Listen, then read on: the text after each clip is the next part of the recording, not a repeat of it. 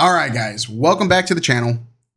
There's a lot of stuff to talk about on the Elestral side, on the meta. Like, there's so much stuff. So today we're going to be focusing on Elestrals, specifically the Divine Champions Sunstrike set that is set to come out in May 15th is the pre-release. So I'm assuming it's going to be about a week after that. So about May 22nd, May 22nd, I think. I don't think it's been official just yet, but should be about the third week of May, give or take.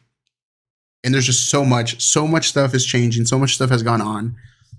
So I guess let's just get started. So Sunstrike is not being made by the American printer. They have completely shifted their manufacturing for this set, allegedly, possibly just for this set. I think it might just be going forward because I think the logistics of changing from American printer back to the Chinese printer, there's a lot of logistics that go in that. So I think that for the foreseeable future, we will be getting sets from their Chinese printer, specifically their original Kickstarter printer. Now, if you guys have been following my channel over the last few years, you know that I basically made this channel and I was known for MetaZoo videos, right? I still cover the new MetaZoo, but that's kind of what I did. I opened booster boxes, packs, showed off the new cards, talked about the market, discussions about MetaZoo, etc., MetaZoo updates, all that good stuff. And so the Elestrals Kickstarter product was made with the printer that printed the MetaZoo cards. And it makes sense. At the time, I didn't put two and two together. I just said, wow, they're like so similar. And then finally, it was confirmed that yes, the Elestrals Kickstarter product was in fact printed by the same printer that MetaZoo used for their products. And it's a night and day difference when you compare it to some of the sets. And I'll be putting up screenshots and things like that, comparing the base set first edition Elestrals to the Kickstarter first edition Elestrals, which was shown off by A Drive going over some of the timeline updates for Sunstrike. And so it's a huge difference. And so community feedback has always been that the Kickstarter product that Elestrals released was by far their best set. It was the best quality set. Yes, it did have some issues. I remember, the cards would start curling up pretty quickly, like the hollows. So there were some minor issues. I think there was clumping was an issue. Just things like that. Like, like minor / medium issues in the long term that could cause problems. But by far, the hollows in the Kickstarter set just blow every other set out of the water.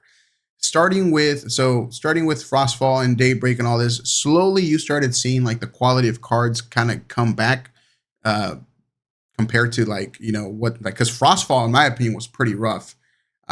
Like when you compare Frostfall to Daybreak, the quality is completely different. But the quality started improving with Daybreak and Moonrise and Firestorm, and like you kept seeing them get better and better with their hollow foiling techniques. But this was a different Chinese company, not the Kickstarter company. So obviously after the whole tariff situation that occurred in early 2025, they basically started pivoting to American printers, and they basically said, hey, we're going to start printing Shattered Stars, and Livestream will be printed by the new printer in the USA. And at the time, everybody was kind of stoked, like, man, I can't wait to see the quality difference and this and that, because, everybody always touts American printers as like the peak printing technologies, like they have the best printers and this and that. But, we didn't see that. Unfortunately, Shattered Stars, I believe it was the Earth month, because that's when I pulled my X out of 10 Latagon, which has been bought by a collector. But I pulled an X out of 10, and the entire set of the first, I think 2-3 Shattered Stars that were printed by the new printer was it was bad, like really bad. Like you have whitening all around the edges. You had issues with like chips on the card, like basically like all sorts of surface damage, edge issues, corner issues, whitening. And then especially on the serialized cards, like when you're pulling an X out of 99 or an X out of 10 or X out of 25, like you expect those cards to be as near perfect as possible because they're just so rare. And seeing time and time again, serialized card after serialized card coming out with whitening and surface issues, it's rough. It was really bad. And so we thought, like, you know what? this may improve over time, especially because one of the videos that A Drive made was talking about, the advantages of an American printer being that, hey, we can actually change things a lot quicker. We can catch things. We can adjust as needed. There's not this back and forth overseas and all that stuff. So it kind of helps the product essentially become better quicker. But it seemed to me, and at the time I didn't really kind of think this way, but now obviously hindsight 2020, it really seems like Livestream was already in production, obviously at the American printer. So all of these issues that we saw in Shattered Stars, like in the first couple months of Shattered Stars before Livestream, obviously we're going to roll over into Livestream. I just thought for some reason, like, oh, they haven't started printing yet, they can probably catch this. That wasn't the case. I think they had already started printing when this occurred. And so Livestream as a product was cool. Quality on them was really rough. Really rough. And so left a really bad taste in people's mouth. People were kind of upset, and rightfully so. And I know A Drive and his team was obviously not, like, they were not sitting idly by.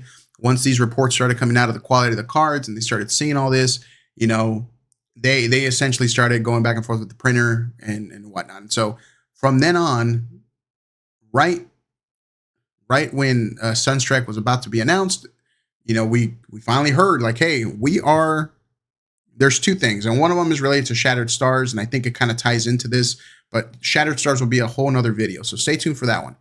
But they started shifting over to the original Chinese printer, which now there's a bigger weight between sets from Livestream to Sunstrike.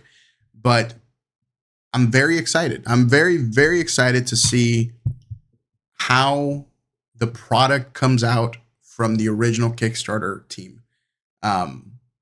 Because like Dan was saying in his video when he made it, he was talking about, like, had we stuck with our Kickstarter printer, by now, we can't imagine how much better the product would be quality wise. And if you guys remember, we actually experienced something similar with MetaZoo, right? This is for all my MetaZoo folk who have been following me. Whenever we got the Kickstarter for MetaZoo, it was great. And then we started getting base set and all these other sets. And we started noticing, like, man, there's some small issues, and then they would correct them, and then they would continue to get better and better and better to the point where the card stock and the holos were, like, awesome. Like, if you look at native cards and you compare that to base, like, it is night and day difference, right? And if you compare native to, like, Kickstarter, like, they somehow managed to keep the same brilliance of holofoil with better card stock. There were still some issues that they had. Obviously, you're not going to have perfect cards all the time, but they were working towards improving it each and every set, right? And so I cannot imagine how much better Elestrals as a product would be now had they stuck with their original printer.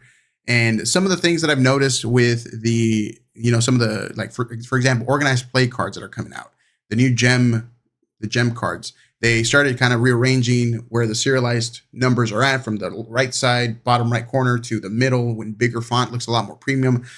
And I can only imagine how much better serialized cards are going to get.